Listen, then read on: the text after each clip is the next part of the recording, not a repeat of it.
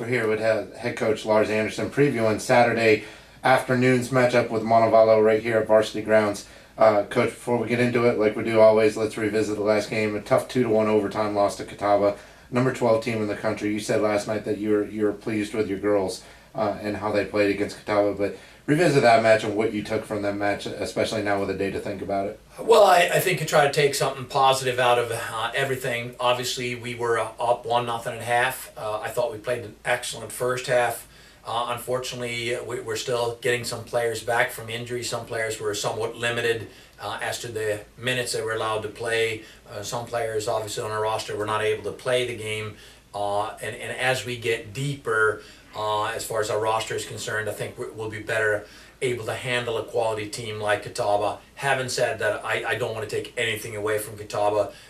That team is the best Catawba team I think I've seen since 2008 when we were both in the second round of the NCAA tournament. Great players, had a couple of really special kids.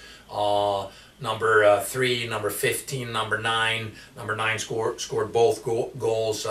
Absolutely. Yes, we were dealing with some injuries and some players who weren't able to play in the game. But again, I don't want to take anything away from Catawba. I give them tons of credit. They really took it to us in the second half and obviously found the game winner in overtime. They're a quality team, and I'm sure they'll be there in the end when the teams are announced for the NCAA tournament.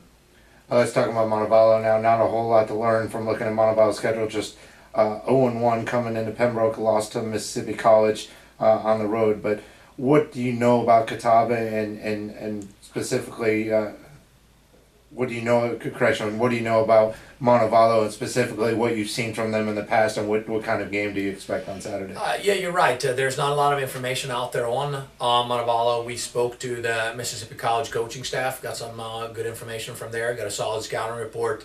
But due to inclement weather, I believe they had their next 2 games canceled. So that's not much to go on. One game, anything can happen on any given day in college soccer.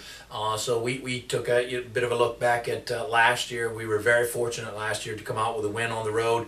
It's one of the most amazing comebacks I've been a part of since starting the program here at UNCP Pembroke. We were down 2-0, I think 15, 16 minutes into the game, and at the 19-20 minute mark we were facing a penalty kick, which we saved and then turned the game around and in the end won 4-2. They've got a couple of really good attacking players. Octavia, Jade, both high-end kids. They got a Norwegian central midfielder who's very smart on the ball, very polished kid.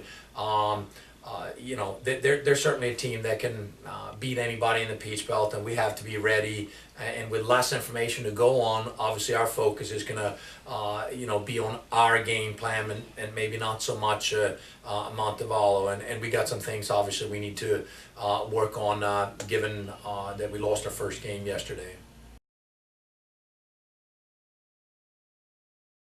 We're here with head men's soccer coach Phil Hindson previewing Saturday's matchup with Montevallo at Varsity Grounds. Coach, let's talk about the last game. 3 goals from your team. Your offense looks like it finally got going a little bit and started getting their feet beneath them. Yeah, we played very well actually for long periods, but created a lot of chances, missed a lot of chances. But obviously the positive, we created a lot. But yeah, from the standpoint defensively, we just made some individual mistakes that allowed them back in the game. But offensively, we're definitely going the right direction. And Montevallo always a tough draw for you. Any Peach Belt Conference team usually is, but talk about Montevallo's series. It's been a tough series. It could go either way. Any of the games. Yeah, we won the game down there last year in overtime. Difficult game. It could have gone either way, and a lot of the games have been like that. So hopefully we can get a positive result. Now we've got 4 games in a row at home, so we need to try and get a positive result in the conference.